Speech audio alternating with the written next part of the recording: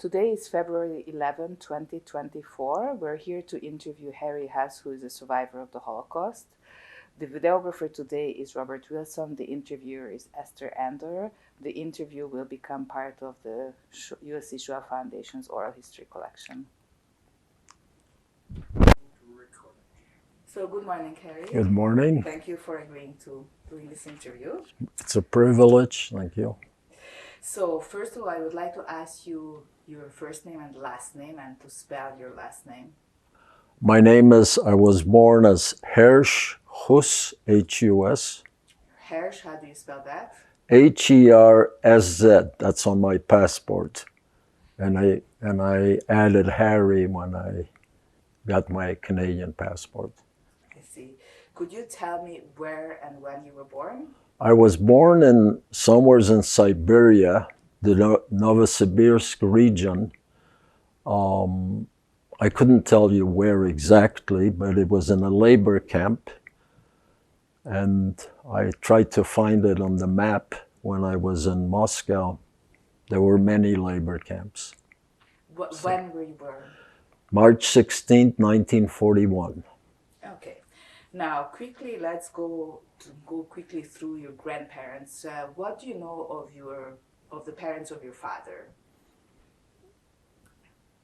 I know they survived. They were victims of the Holocaust. I never saw them.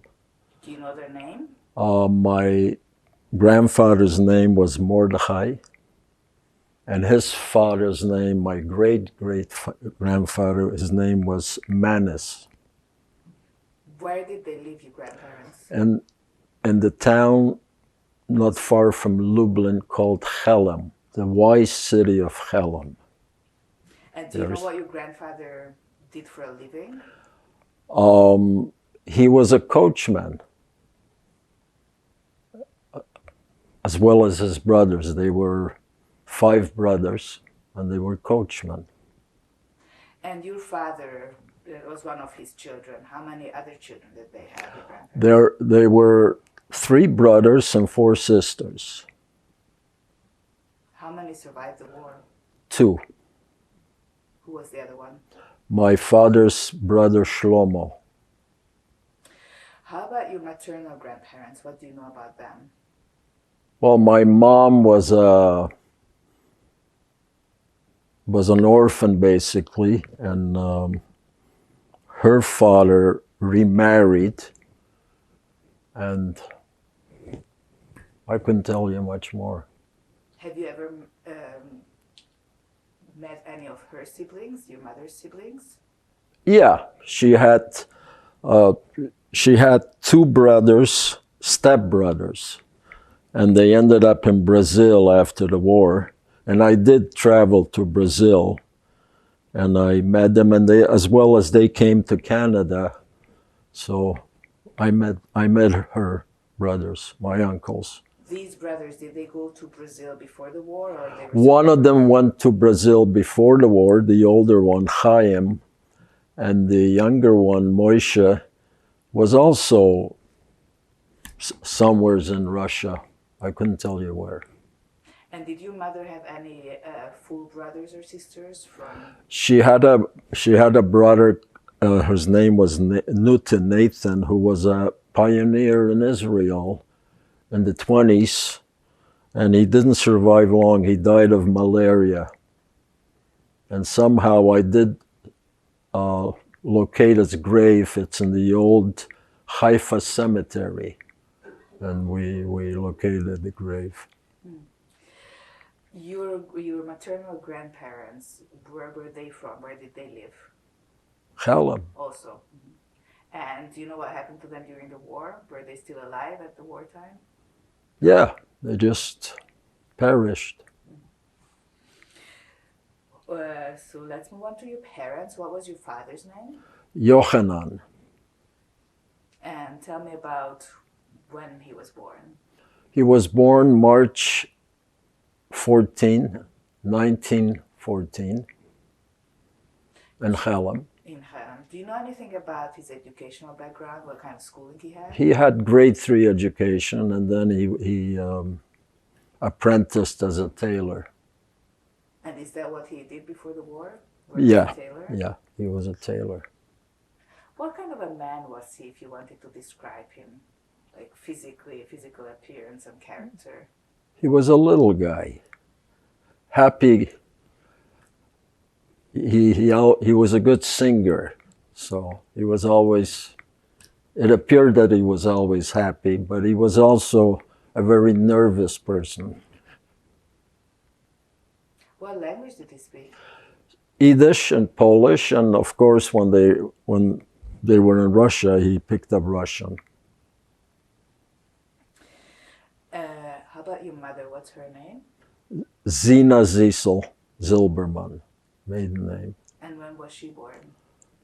She was born August 31st, 1912. She was 2 years older than my dad, in Chelm. Do you know if she went to school?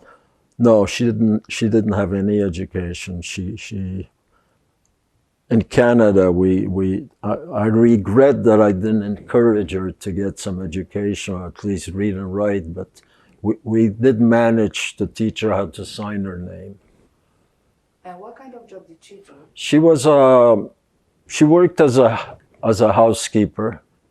When we came to Canada, she even worked as a house cleaner. And what else can I tell you? Do you know how your parents met? They met probably in Chelm, and then they moved to Warsaw. And I think that's where the romance started, in Warsaw. Do you know why they moved to Warsaw from home? Work reasons. There weren't many opportunities in Chelm, so my dad joined his brother. His brother Shlomo was a photographer, so my dad did some part-time work as a photographer, and my mom worked as a housekeeper in Warsaw. Did she ever tell you who she did housekeeping for? I know it was Jewish families, but I couldn't tell you. I couldn't tell you much more. What did they tell you about their life in Warsaw before the war? Well, where did they live, for example, in Warsaw? What area? In the Jewish area. There were many Jews in Warsaw, as you know. Oh yes. What kind of apartment were they? What kind of apartment were they renting? First of all, I don't know if they lived together. So my mom probably stayed with the families that she worked for, and my dad was probably renting a room. I couldn't tell you much. Have you heard anything about their life, their friends in Warsaw, the synagogue, or religious life? I know it's all before your birth, but what kind of stories did They tell? couldn't tell me much about religious life because they were not religious. The traditional Rosh Hashanah, Passover, Yom Kippur, they observed that, yes. But they didn't keep... No, kashrut, no. Anything about their friends, who they were friends with before the war? I couldn't tell you, no. Okay. So what happened when the war broke out? Germany attacked Poland in 1939, and what happened to your parents? So my parents decided to go east, since they originally were from Chelm, wasn't far from the Russian border. So from Warsaw they went east, and they were part of the time in Ukraine as well as Moscow. And then I think Stalin made a decree that all the foreigners have to be shipped out to Siberia because he needed labor force. What did they do in Ukraine and in Moscow? How did they support themselves? Did you ever ask?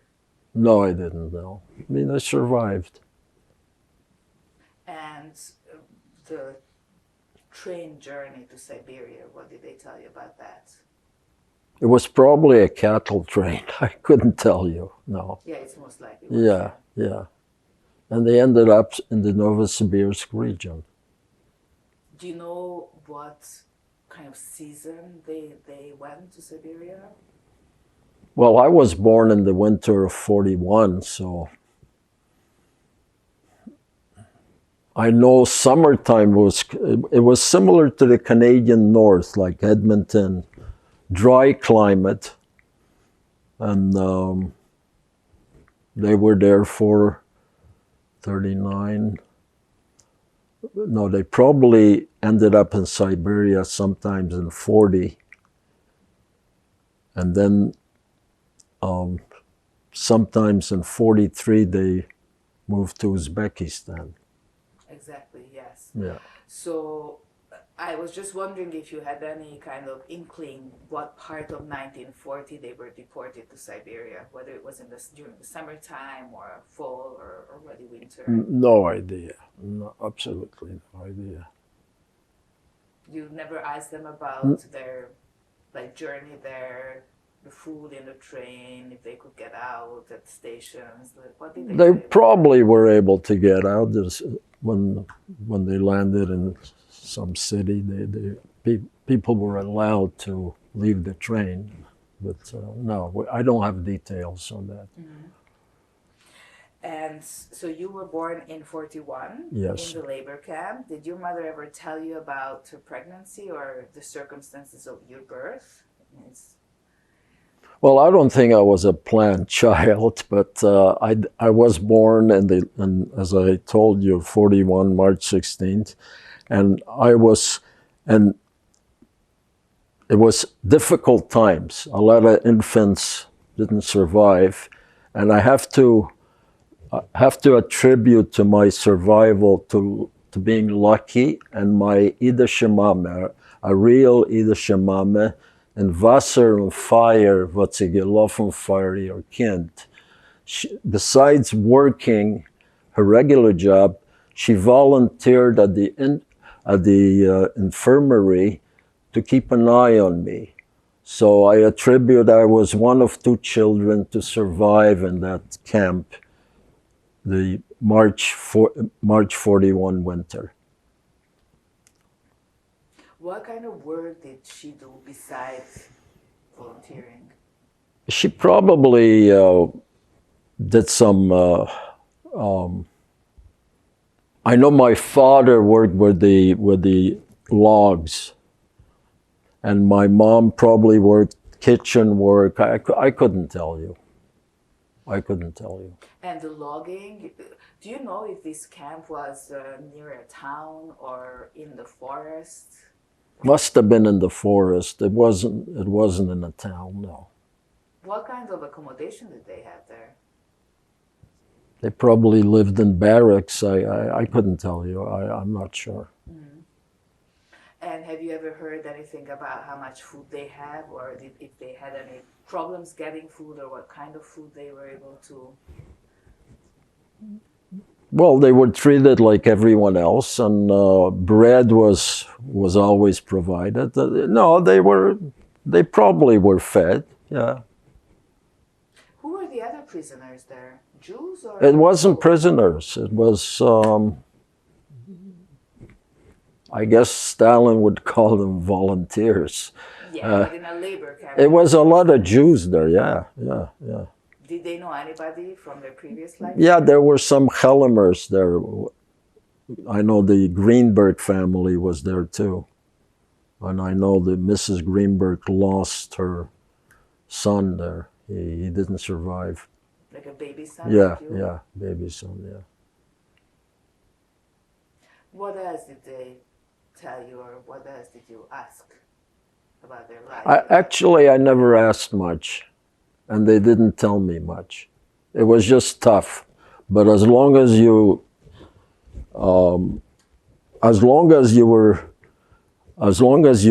minded your own business, they didn't bother you. What, did they learn Russian there in the camp? Probably, yes. And do you know if you had, as a baby, in those 2 years you were there, if you had any serious illnesses there? No, I don't know. I was a cute baby. That's what they said? Yeah. The Nachalnik always liked me. Who is the Nachalnik? Nachalnik was the director of the labor camp.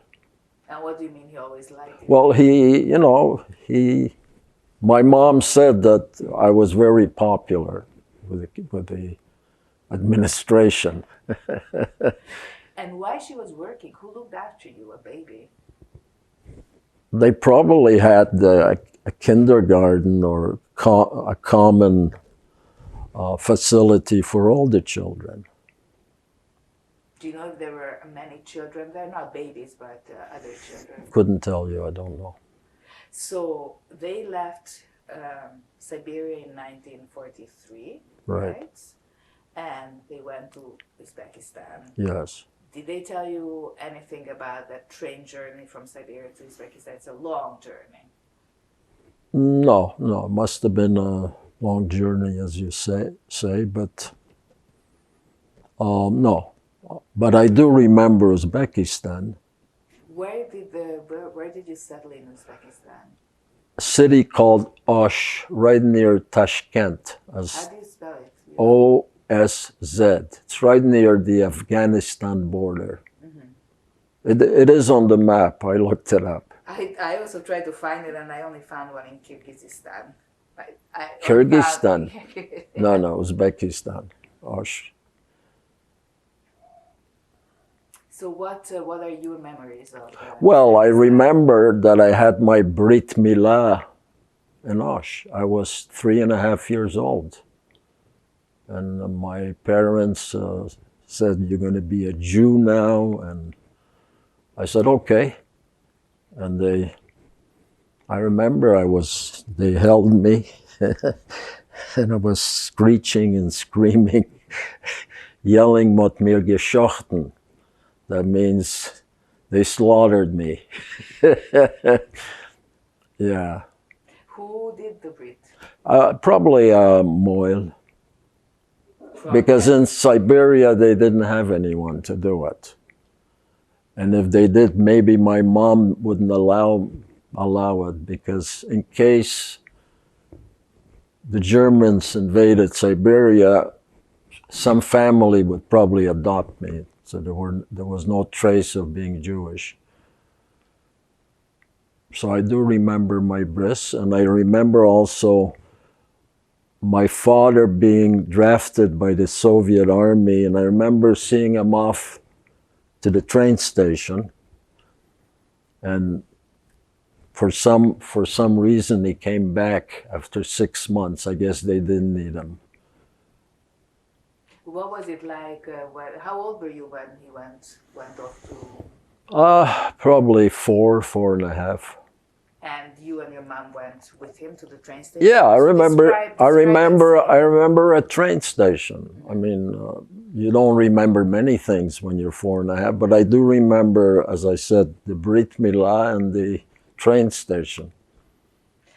Do you remember what kind of accommodation you lived? What kind of accommodation you had in Uzbekistan? Uzbekistan was probably a hut. And I know my dad was self-employed. He had a little business in Tashkent where he peddled clothing, second-hand clothing. Yeah. He would travel to Tashkent? Yeah, it wasn't far. How did he travel? On foot or? No idea. Or maybe it was in Osh. I know it wasn't far from Tashkent, but maybe it was, the bazaar was in Osh, yeah. So he had I had a little stand, yeah. Mm-hmm. Did your mom help him with that or no? Probably.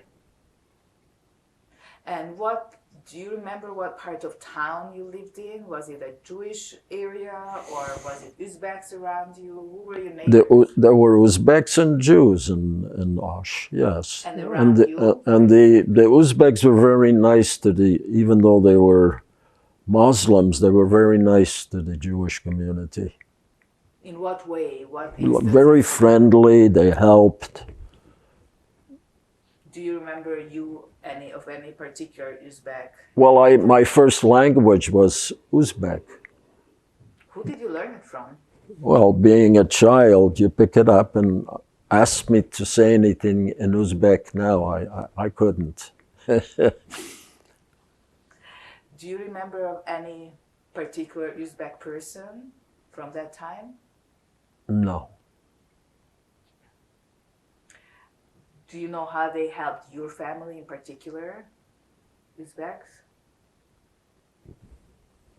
They didn't have to help because my dad was like a peddler of clothing, so we probably didn't need any help. But they were nice. All I know is the only good things I remember, good things. My parents would tell me that the Uzbeks were very nice to us. How about the Jews? What kind of Jewish community was there? What kind of Jewish community was there in Osh? I couldn't tell you the numbers, but since I did have my bris there, there must have been quite a few Jews living there. That's not what I mean, how many. I mean more like, was it an Ashkenazi community? It was probably both, because there were the Ashkenazis that came from Siberia, plus the local Jews. Uzbekistan has a history of a Jewish community. They were there quite a long time. And do you remember what the difference was, like what the Uzbek Jewish community was like in terms of customs or language or dresses or food? Like what can you tell me about that? Couldn't tell you anything. Did your family belong to? I don't know if there was a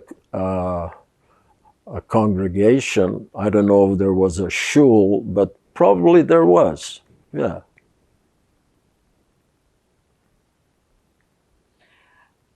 What did your mother do? Did she work? She helped my dad probably in Uzbekistan, yes.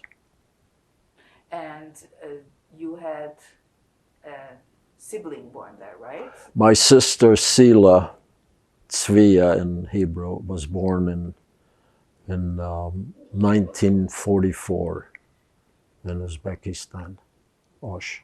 And who looked after, like you had a little sister, you yourself were little, who looked after you? Well, my mom, we didn't, maybe neighbors helped out, or maybe some people from the Uzbek community helped out, but we survived. I couldn't tell you these details. Do you have any memories? I'm thinking of a little child's mind, any memories of smells that are particular, any smell memories particular to your time in Osh? Smells that are very, that you can relate to from Osh? You mean odors? Yeah, exactly. Something that stayed with you as a little child? Well, I remember eating with my hands the rice, I don't know what they call it, pilat or whatever. Mm-hmm. Yeah, it was common to eat, and it was a good, delicious. And the lipyoshkis, they were the form of bread called lipyoshki. When we were in Israel, we went to an Uzbek restaurant, and I remember the lipyoshkis. Any other typical foods from Uzbekistan that you remember? Not really, no. Who cooked? My mom, yes. Do you remember the kitchen, whether it was an inside kitchen, an outside kitchen? I think probably was a one-room affair with everything in it. There was no kitchen. I don't remember kitchens, no. How long did you stay in Uzbekistan? Well, we moved right after the war in 1945. We left for Poland. Stalin liberated all the foreigners. He says, you can go back to your homes. So we went, my parents decided to go back to Poland. You remember the journey back? It was probably a cattle train, and took a few days, and we landed in Szczecin, which was a gateway to Germany. In order, everybody went through Szczecin, but we did settle in Szczecin. We lived there for 3.5 years. Your parents never tried to go back to Warsaw, to Helm, to find out what happened to the family? Well, when we were in Szczecin, my dad and his brother did go back to Helm. But at that time, there were many pogroms. They killed Jews, actually. So they did try to go, they did go back, and they didn't locate anyone. They didn't find anyone. What did your parents do in Szczecin? You stayed there for a few years. Okay, we stayed there a few years. Actually, my uncle Shlomo somehow also ended up in Szczecin. Shlomo was in another camp in Russia, and they reunited in Szczecin. So my dad being a tailor, there was also a bazaar in Szczecin where they had clothing, men's clothing they sold. So they were self-employed. What kind of living arrangements did you have? Yeah, we had a one-room apartment. We lived, I think, on the first floor, and my uncle lived on the third or fourth floor. Also, one room, one kitchen, one room. Do you remember what did Szczecin look like after the war? Was it bombed down? Were there a lot of ruins? Stettin was originally a German city. Actually, Catherine the Great was born in Stettin. And no, it wasn't bombed at all. No. How difficult was it to get food right after the war? There was food in Szczecin, yeah. How about rationing? No rationing, no. And did you get all kinds of food stuff? You had eggs, milk? It was available, yeah. It was available. Could your family afford those Yes, things? yes.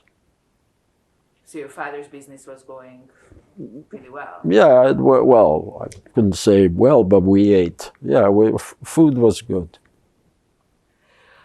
What did you do? You were... I started school. My first school experience was in public school in Szczecin.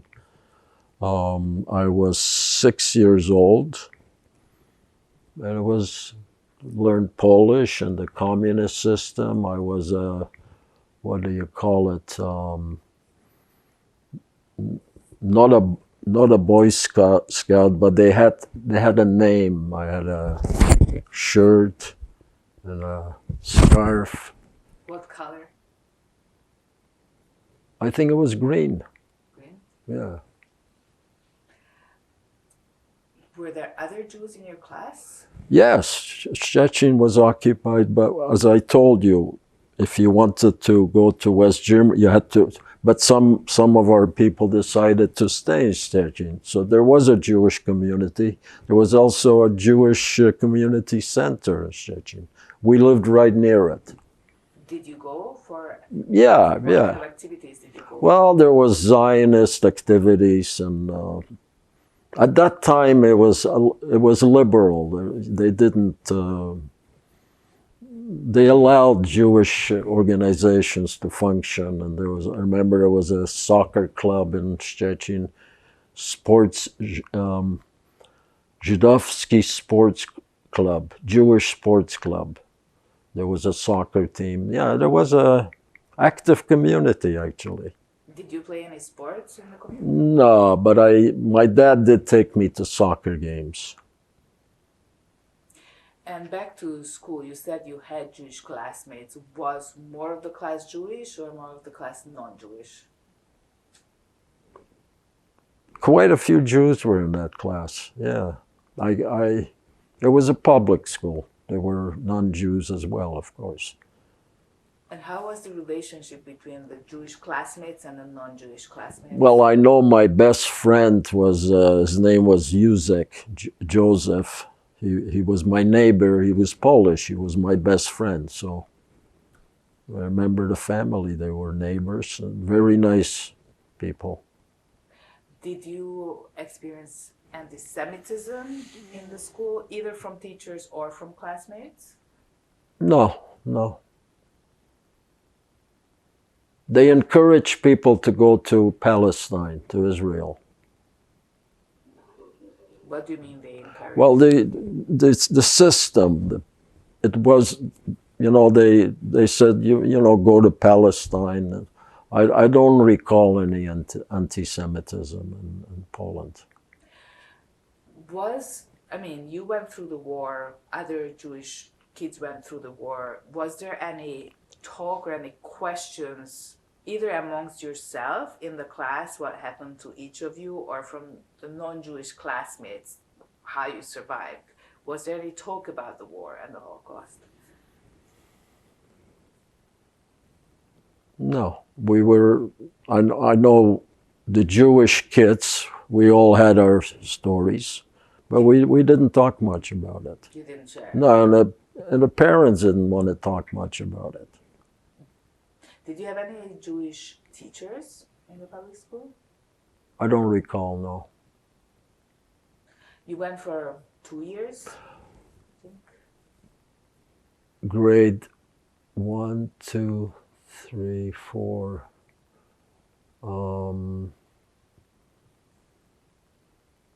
At least 3 years. And then, of course, in 1949, we decided to go to Israel. The families, both my uncle and my father. You said that there was an active Jewish community in Szczecin. Did your family belong to a synagogue? Did you No, go on high holidays? the synagogue factor wasn't there, no. Actually, it's where the Jewish community was. This is where they held their celebrations for Rosh Hashanah, Yom Kippur. I don't recall of a synagogue being in Szczecin.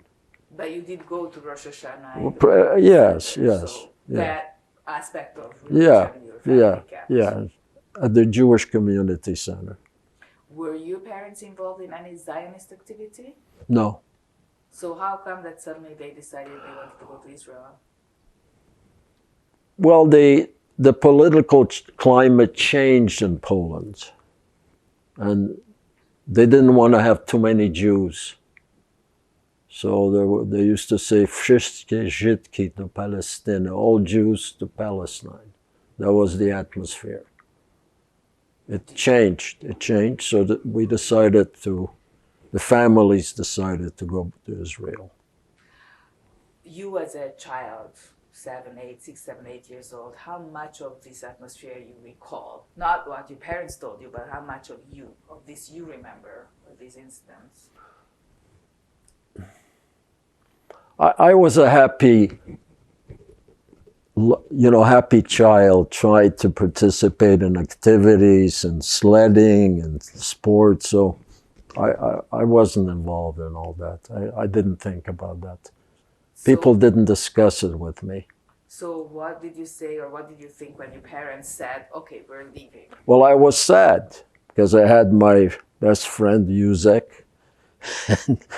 I mean, children are not anxious to leave. So I was sad, but I overcame this. It didn't take long.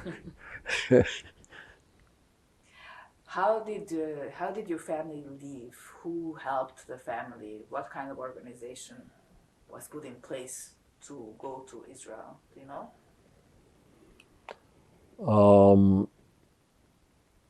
Probably an organization called Bracha was involved. They encouraged people to go to Israel, so probably they provided all the details, and if there was financial needs, they probably helped. So we traveled from Szczecin to Venice by train. Legally?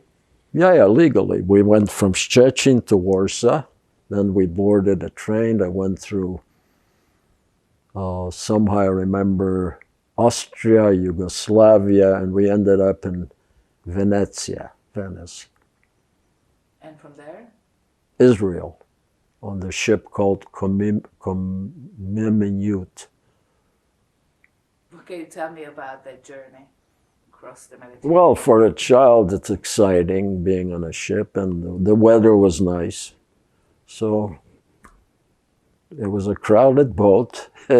We landed in Haifa. And from Haifa, they located people, but they all took us to Shar Aliyah. Shar Aliyah? Yeah, the gates of Aliyah.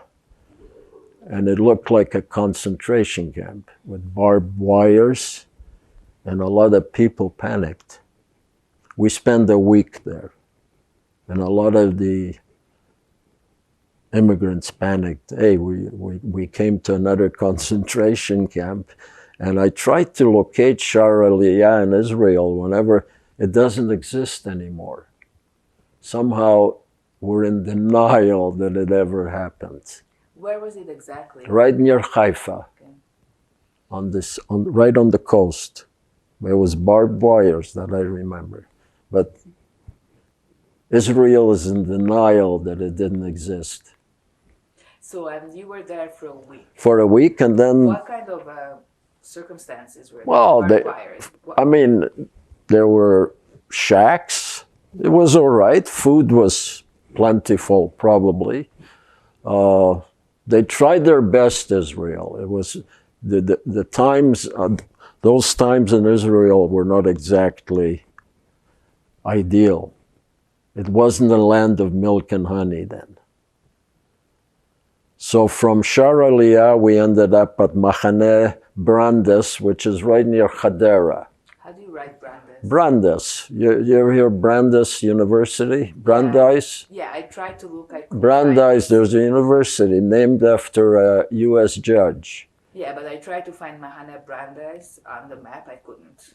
That's why I'm asking. They're in denial. But it was a nice little, we lived in a tent for a few years, then in a shack, a wooden shack. And just before we moved to Canada, we got a shikun, which was a house in Givat Olga, right on the coast.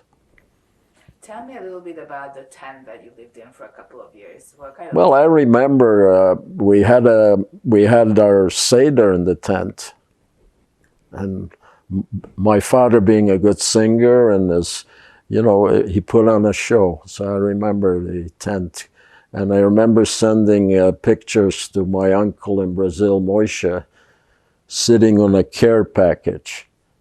In other words, keep sending more.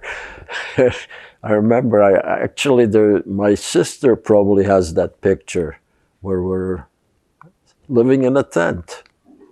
How big was this tent? Not too big. It was just for you, family? Family, yeah. We didn't share with anyone else. We had our own tent. And what did you... It was like a tent? A real tent, canvas. Yeah. Canvas, yeah. Probably made in the USA. How was it furnished? What do you remember? Furnished. They gave you some beds, the portable beds.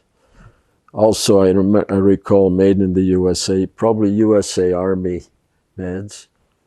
No, there was no furniture in the tent, no. Did you have table, chairs?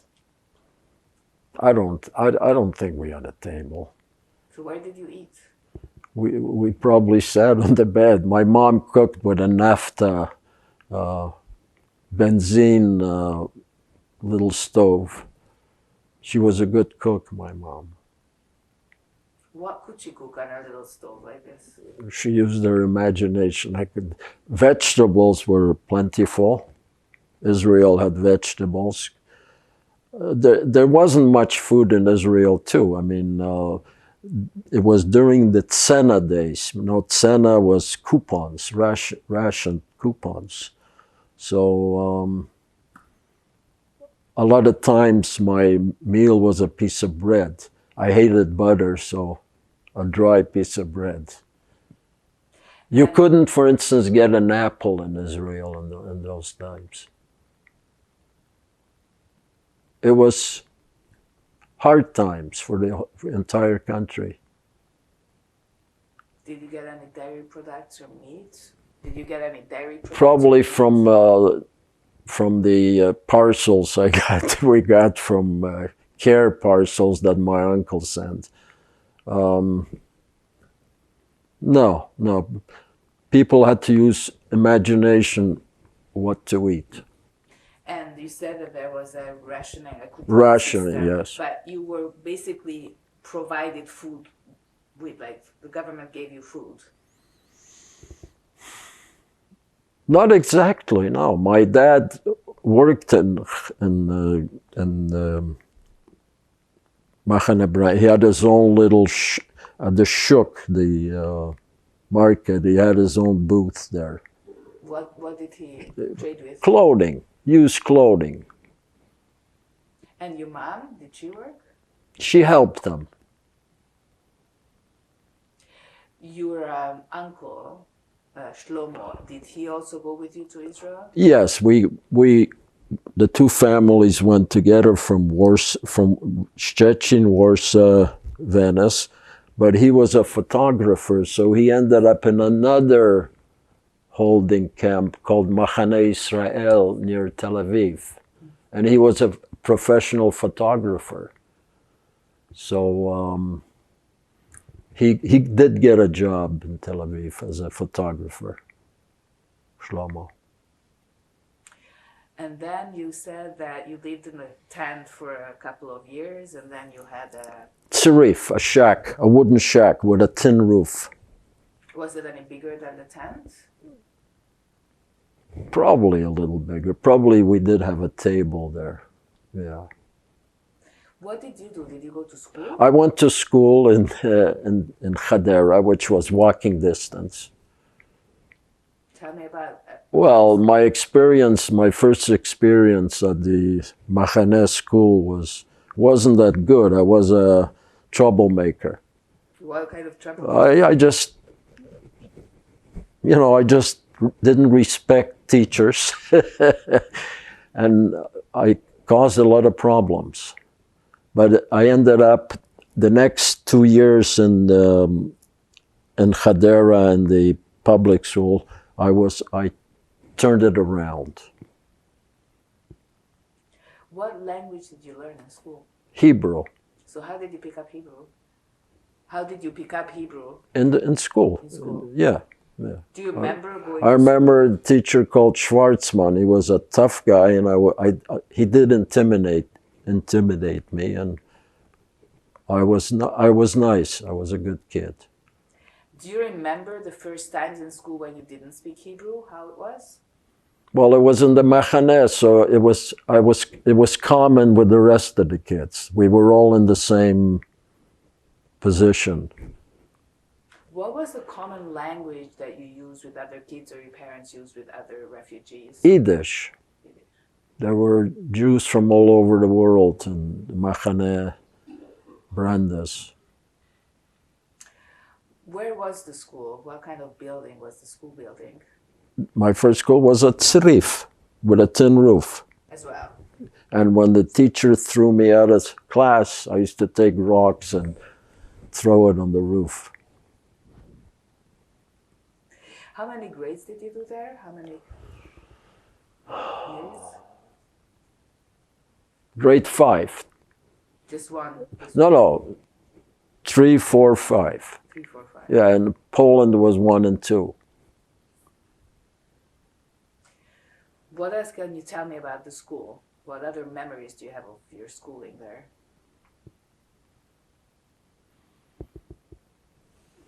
Well, I told you I was a troublemaker. I couldn't tell you much more. I did love to play soccer, and I was good at it. Was there an organized soccer? Yeah, I played for Maccabi Hadera. That was my first team. Who were your friends? Who did you make friends with? I remember Sandu, a kid from Romania. He was my best friend. I think he was a year older than me. He became, later in life, he stayed in Israel. He became a Navy admiral. But I never saw him again. He was my best friend. How about your parents? What kind of social life did they have? They had a Helemer society in Israel. So they did meet occasionally in Tel Aviv, where all the Chelemers from all used to gather. They had reunions. He did like to go to synagogue in Hadera, my dad. Every week he would go? Yom Tov. No, not every week, but he was friends with a cantor. So. What kind of religious observance did you do your family in your home? You mentioned that you had Seder. Yeah, Seders and Rosh Hashanah, Yom Kippur. But no, we didn't. They didn't go regularly to synagogue. No. Would you light candles on Friday? No, my mom didn't. How long did you stay in Israel? 3.5 years. We came to Canada November 26th. We landed in Halifax. In November 26th, which year? 1953. 53. And if you look back on those 3.5 years in Israel, what was the hardest there for you or your family? Well, to make ends meet was a challenge. Okay. I was a happy child. Actually, I didn't want to come to Canada.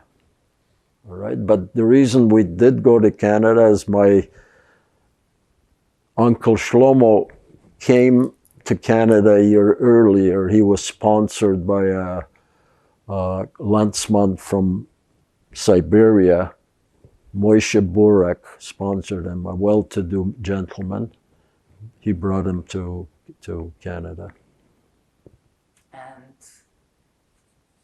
And then your family, you came because he came? Okay, yeah. Being the only two survivors, two brothers, it was the thing to do. So my mom's cousin Mendel Zilberman sponsored us. And we stayed at his house 3 nights when we came on Clark Street. And then we went to a rooming house on Clark Street. We lived with Mrs. Rosenberg. She was an elderly woman that had a big house. So the house really was ours. So that's the first, as I told you, most people had one beginning, I had 2. So I'm telling you about my first beginning. My second beginning is when we came to Canada. Why do you feel it was a second beginning? Well, it's a country of opportunity. Hey, food, education, freedom. When you came, did your family get any help from JIAS or some other Jewish organization? It was there, but my dad was a tailor, so he got a job right away. His landspeople, the Chalamers, they were most of them tailors, so he worked in a sweatshop called Junior Trend that was somewhere, at that time it was in Chinatown. Then the company moved to St. Lawrence near St. Viator. He was a tailor. He worked for about 5-6 years at the sweatshop, and then he opened up a little store on St. Lawrence Street. What did he sell? Men's clothing, basically. It was a little store, and my mom helped him as much as possible. But he didn't make the clothes? No, he was a retailer. How did you find this first house with this old lady? Who helped you find your first Well, probably Mendel didn't want us to stay too long at his house, so there was always signs, rooms to let, so it was just down the street. It was across the street from Barrambing High School. This is where I had my bar mitzvah, my first party. My mom cooked, and we invited not too many people. There was not too much room. This is where I had my bar mitzvah. In the rooming house, yeah. Who did you invite? You said not many people. Who were? Well, there was a few neighbors, plus the Chelemers. Moshe Burak was there. He gave me, I mean, the average gift I got was, I think, $2 or $5. He gave me a $50 spot. My dad grabbed it for me right away. He had to pay for the party. So I never got to keep, but I'll always remember Moshe Burak, yeah. He was generous. Did your family belong to a synagogue when you first came? No, but they belonged to the Chelemer Society. And the Chelemers helped each other. What kind of help did you get from the Chelem Society? Well, one guy made me my first coat. Maybe they loaned my dad some money. I know we came to Canada. My dad had $40, and half of it had to go towards my sister got ill on the boat, so they had to pay $20 for the care she received. What were your first impressions, if you can still remember, when you landed in Montreal of Canada? Well, winter was coming up. I went to school. I didn't speak a word of either English or French. I had to survive. I mean, the locals were not very receptive to immigrants. Today we are, but it wasn't the case. They used to call me Maki, Greenhorn. No, they learned it at home. So it was a challenge, but being a great soccer player, I was accepted immediately. My first game on Fletcher's Field, you know, Duddy Kravitz, Fletcher's Field, which is today Parc Jamans. I scored 4 goals. I became an instant hero. 4 goals my first game. I played for Montreal Hakoah. As you will see, the awards, my first award is there when we won the championship. So I survived. You had to survive. How soon did you join a soccer club after coming here? We lived on Clark Street, so there was up the street neighborhood house. It was like the YMHA, but it was called Neighborhood House, sponsored by the Jewish community. So there were activities there. I played basketball and soccer, and somehow Hakoah got a hold of me. I heard of Neighborhood House from others too, so if you could talk a little bit about it, because it was an unofficial... It was a second home for us. I tried to be there every evening. There was social dancing, there was skating in the backyard. They had a little rink.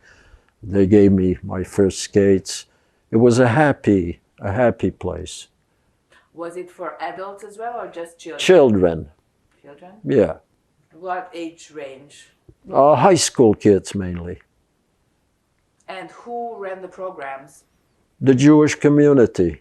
No, but I understand, but in particular, who were the adults or the older? Well, I recall there being Lefty Berger, who was my first basketball mentor. I remember him. Later, he became a client of mine when he was the physical education teacher at Riverdale High School. Yeah. So these people who ran the programs, were they adults? Yeah. The Jewish community probably paid their salaries. What was the space? What did the space look like, Neighborhood House? Actually, they had a nice gymnasium, nice facilities downstairs, social dancing, ping pong. Yeah, it was a nice modern building. They tore it down, by the way, now. So there was a gymnasium in Main floor, a nice sized gymnasium. Was there a second floor? Yeah, it was 3 stories. So what were on the different floors? What were on the different floors? There were meeting rooms, there were clubs. I belonged to the Manitou Club there, the Jewish Indians. What was that? Tell me about that. The kids, they all had their own clubs, like Golden V's. Yeah, we had jackets and we had a basketball team. Yeah. What did the Jewish Indians do as activities? As a club, activities, who knows, you know. Did they organize outings for you guys? No, outings were not available. But I recall going to Camp B'nai B'rith my first summer in Canada, and it was a terrible experience because my dad got a free scholarship. He took me away from my soccer team. So I wasn't the same. I spent 3 weeks at Camp B'nai B'rith. I wasn't a happy child there. Did you get bullied there by the others? No, I could handle myself there. No. But I missed my soccer team. And in the neighborhood house, did you have to pay like a membership fee? 0. So how long did you go to the neighborhood house? For how many years? Well, it was during high school years, so I think up to 59, 60. Are you still in contact with people that you... Yeah, there were a lot of people that I know. We shared neighborhood house. Friends, yeah, local, yeah, sure. Did they do any religious activities? No. Holidays together? No. So it was purely kind of social. Social sports, yeah. How about the YMAJ? Did you belong there too? I did get a scholarship my first year in Canada. They gave me a free membership. And this is where I learned. I was active there. I played basketball, and I started basketball refereeing at the YMHA, the Jewish Y. I was 16 and I refereed frustrated older guys. Sunday mornings I refereed 4 games, and the money was good. I got paid $2 a game, but the guy in charge gave me an extra 50 cents under the table. So in those days, $10 a morning, you could get a smoked meat sandwich with a French fry and a drink for less than $1, including tip. So it wasn't, the money was good, yeah. Could you keep your money, or did you have to give it to your No. I kept the money, yeah. Did you do any social activities at the YMAJ? Yeah, there was social, of course. Dances, and yeah, there was well organized. The Y was well organized in those days, much better than today. And it's somewhere where you would go every week? I tried to be there every day. And the neighborhood house? Well, Go there every week? After neighborhood house, I graduated to the Y. I see. Okay. Any other Jewish institutions in that area that you used? Not really, but I remember Sun Youth Organization. What was that? You don't know Sun Youth Organization? No. They help the needy with food and programs and fire problems. If people are involved in a fire, they provide facilities. Yeah, Sun Youth Organization. Sid Stevens. You never heard of Sid Stevens? No. Okay. So they did the same thing at the time. Yeah. Let's go to your schooling. That's all right. It's okay. Where did you go to school? When we came, I went to Bancroft School. As I told you, I didn't speak a word of English and survived. And Barrenbing High School was a good experience, Barrenbing High School. In what sense? Well, again, it was home away from home. Kids loved being in school. and you met all kinds of people, and activities were there. And I mean, Barambing is part of history. Actually, the building is still there, and it's too bad they never declared it as a historic site. They were thinking of demolishing it, but school opened in 1921 and closed in 1981, and Sun Youth moved into the facility. It's a public school. How many Jews were in your class? 99.9% were Jewish, and the rest were Chinese. And when the state of Israel was declared in 1948, I was told the entire school celebrated. They left the school. But I was still in Israel. What kind of discrimination from the other Jewish kids did you experience in Barambing? You mentioned that you were called a Maki. Yeah, that was a bankrupt school. No. Barambing, I was a leader. What percentage of the kids were also refugee kids in your class? I'd say half, 50%. And what was the relationship between the Canadian Jewish kids and the refugee kids? Very good, very good. Did you make friends with the... Yeah, sure. Who were your closest friends? I had a few good friends, Reuben Hertzman and Johnny Israel. As a matter of fact, Sonia was a friend of mine at Barambing, which you mentioned, yes, you interviewed. Yes. Were they also refugees, your best friends? Most of them, they came here earlier than I did, so the perception was that they were Canadian, but most of them were refugees, yeah. But they were all, they all came post-war? Yeah, most of them. I'd say 50%, at least. What are your strongest memories of high school that you can share with us? Well, I had some good teachers.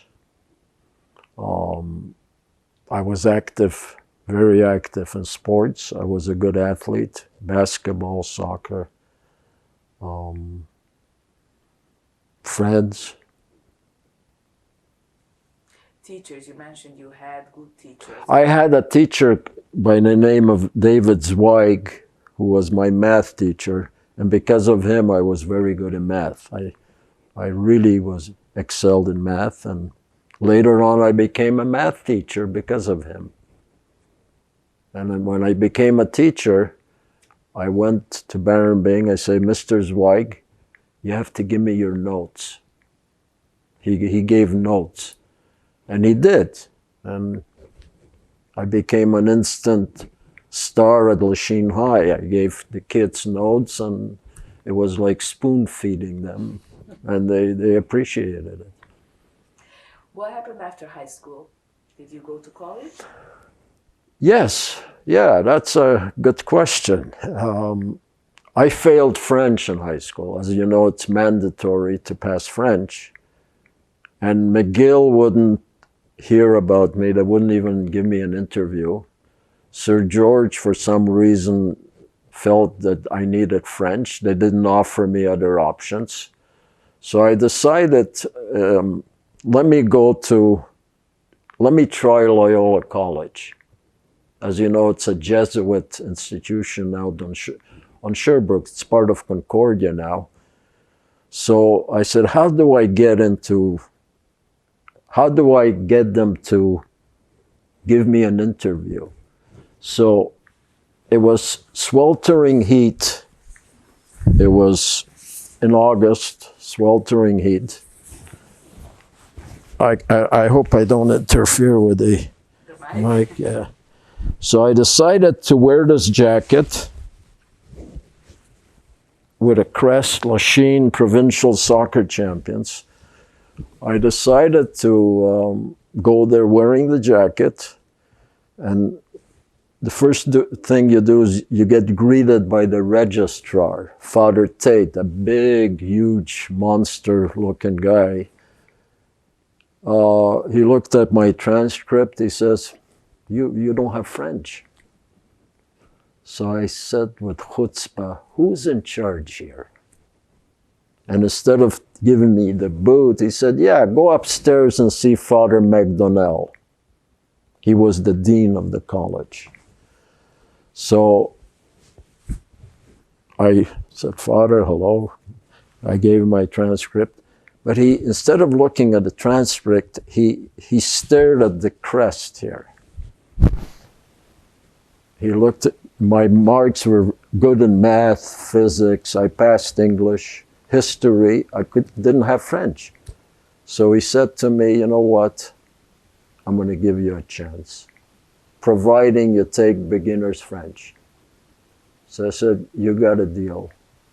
And that's the rest. This jacket changed my life. It gave me an opportunity to be educated. It gave me, of course, I played soccer, basketball at Loyola. Then I became their soccer coach, and we were very successful. So Loyola gave me all the opportunities that I had. I excelled as a basketball referee, became an international referee. I played semi-professional soccer in Chicago. And the rest is history. Well, you did have some achievements in sports. Well, just if you can briefly mention those, your biggest achievements. Well, it will take a while, but I do have a display of my trophies, which you have access to if you want to video it. Film them, but what's your biggest achievement? Well, I was Athlete of the Year. A Jew being Athlete of the Year as a Jesuit college is an achievement. They didn't give it to me because I was a Jew.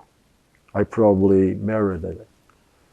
I played semi-pro soccer, refereed in the Montreal Olympics. I was supposed to referee in the Moscow Olympics. I got the highest honor a basketball referee can receive in Canada, the Ted Early Memorial Trophy. Well, I'm inducted in several Hall of Fames. The Jewish Sports Hall of Fame, the Concordia Sports Hall of Fame 4 times, the Quebec Basketball Referees Hall of Fame. I gave you a little synopsis of my achievements, so if you can elaborate if you want to. We'll include that with it. Okay. Yeah. The last question, because I know that your time is short, is how did you meet your wife? I met my wife in a bowling alley, Parry Bowling Alley. She was there with another guy, and we looked at each other and Zoom. But I didn't see her for another 2 years later. So it was a match. Is she Jewish? 100%. Is she a survivor? She is a daughter of a survivor. She was born in 1947. Where? In Germany. In a town or in a DP camp? DP camp, yes, yes. Was it important for you to marry a Jew? I didn't think about that. Yeah. Did you date any non-Jewish girls before her? Yeah, I had a girlfriend in Chicago when I played soccer from Finland. Nice lady. Flight attendant. Yeah. And other Jewish dates that you had or girlfriends, were they Canadian Jews born here, or were they also refugees? Variety. But do you think it makes a difference that she has some of the same experiences as you? I never thought about it. But in those days, it was common to marry within your own religion. Is the war or your experiences or your parents' experiences something that you discuss with her or with others? Is that something you talk about? The war and your background in Europe? Well, we had a similar history. She lived in Israel too, but she didn't come there as a Oleh Chadash, new immigrant. Do you have any children? You have a son. What's his His name? name Rami. Grandchildren? Not yet, but it will happen. Is there anything else you would like to add before we finish? Because I know you have to go. Well, I'd like to thank you for interviewing me, all right? What can I add? I don't feel that I was a Holocaust survivor, okay? But since you identified the parameters of what it is, so I am a byproduct of the Holocaust. Do you think that this influenced your life in some way? The fact that you were born in a labor camp, the fact that your parents had to flee, the fact that your relatives were murdered? It influenced my life by being, I had to survive. Everything was surviving, like getting into college. It was part of surviving. I mean, otherwise I would have ended up in a sweatshop. I wouldn't think of that. So I would like to thank you, and especially my parents, for giving me the life, the achievements. I have to thank my wife and son for encouraging me to participate in all these nonsense sports. It was always positive. They always encourage it. As a matter of fact, I'm off to a basketball game now. The All-Star basketball game, the All-Star high school basketball games are being held at Concordia in about 35 minutes from now. By the way, talking about sports, did you experience any anti-Semitism in sport? Because it's not like you yes, non-Jewish. Yes. Let me tell you, when I played soccer in Montreal, when I excelled, when I became really good at it, there was no Jewish team. So I played for the Greek community, the Ukraine community, and the German community. And the Ukrainian players were not receptive to me, some of them. They say, why are you here? But some of my better friends from Loyola were Ukrainian, so I just said, hey, screw off, you know. It's none of your business. So I was one of their better players. Any other anti-Semitic experiences? Well, when I played for the Greeks, I couldn't say it was anti-Semitism, but they did call me Ivreo, the Hebrew one. So I don't know how to take it. Maybe it was in a nice way, but they called me Ivreo. I had a name, but they called me Ivreo. Yasu Ivreo. Hello. The German team was very nice to me. I played only 1 year for them. Did you keep any of these friendships with non-Jews, like these Ukrainians from Loyola? Occasionally, well, some of them are gone already, but occasionally I see them, and very friendly. As a matter of fact, when they had their 50th reunion, I was invited at the Ukrainian Community Center in Rosemount.